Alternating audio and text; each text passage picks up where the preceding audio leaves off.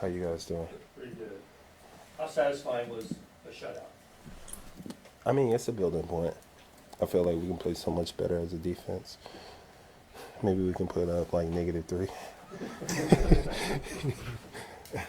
How's the body feel after such few snaps in a game? Was this and you get an extra day this week? What's it been like? Life is good, man. I can't complain. Mentally staying sharp. The body feel really, really good. I mean, knock on wood. But feel really, really good heading into this week. So we got a few guys banged up. Got to get those guys healthy. But overall, I think we're in good shape. Chris, what are you guys losing Omar? Just been done for the year. Oh man, that's my little brother, man. Very unfortunate situation, man. And I'm praying for him. He's such a little hungry bull, and he was finally getting it together and coming along. After week 2, he had the injury, was down, and was finally getting healthy and being able to play a countable amount of snaps. And I started being dependent on him to take up the double team for me. And to have him go down, we lose a big part of our defense. Even though he's a young player, we ask him to do a lot. On that play too. I mean, you guys, when you back and looked at that, is it cheap shot, whatever? Is it?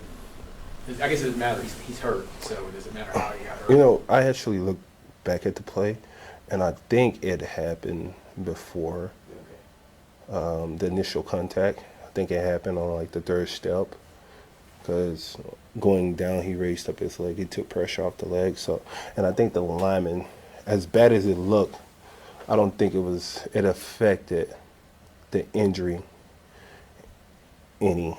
I think it kind of happened before, and the lineman tried to finish him, which I've seen that done. I haven't had it done. I've seen it done multiple times. So could have been ill intent, but unfortunately, we still lost a valuable piece of our defense.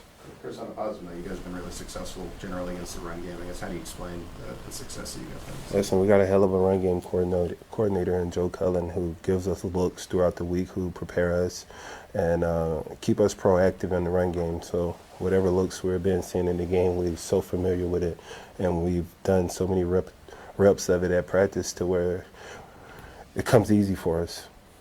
This year's Chiefs offense and the 2018 offense both averaging 40 yards a drive, but they're doing it 2 different ways. You played on both those teams.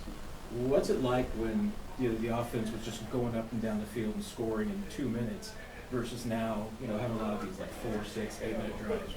What does that do for you on the defensive side? Well, it's a pro and a con to it. 2018 we used fast strike offense, and it's good for the offensive efficiency, but the con to it is, your defense is either you score it in 2 minutes or your defense is back on the field in 2 minutes. So over accumulation of first half, you'll end up having 60 plays as a defense.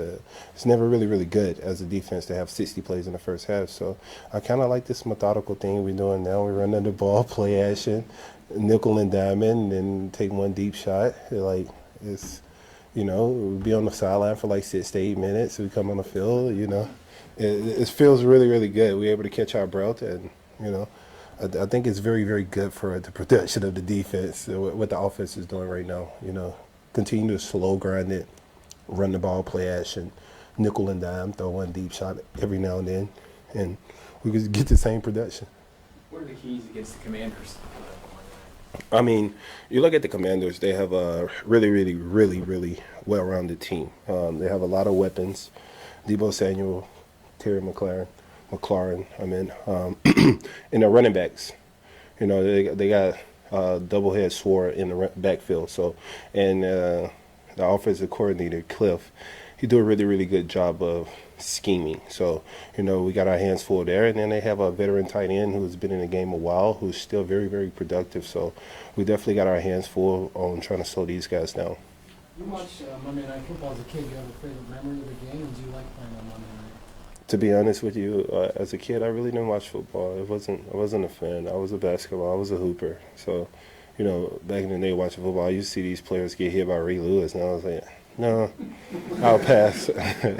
So, you know, for me, it's we're very in a fortunate situation as a team, as an organization to be able to play on Monday Night Football. I mean, we have a lot of people who love to watch us play, so that's a very fortunate for us and the organization. But as a kid, no, I wasn't. Back then, they had the. Back then, they didn't have the targeting rule, so you know concussions would happen all over the place. Couple more. Chris, when you were in high school in Mississippi, did you ever get recruited by Cliff Kingsbury, Texas Tech? You know what? Unfortunately, they didn't offer me. You know, yeah. Unfortunately, I wasn't lucky enough. Which basketball team did you watch as a kid? I was a huge. It transitioned over time. I was a huge Kobe fan. So 824. I always wanted to change my jersey number, but Nike told me how much it would cost, so I said. And Paul Pierce. I used to watch the Boston Celtics. Now I'm just Stephen Curry. Thank you, everybody. Thank you.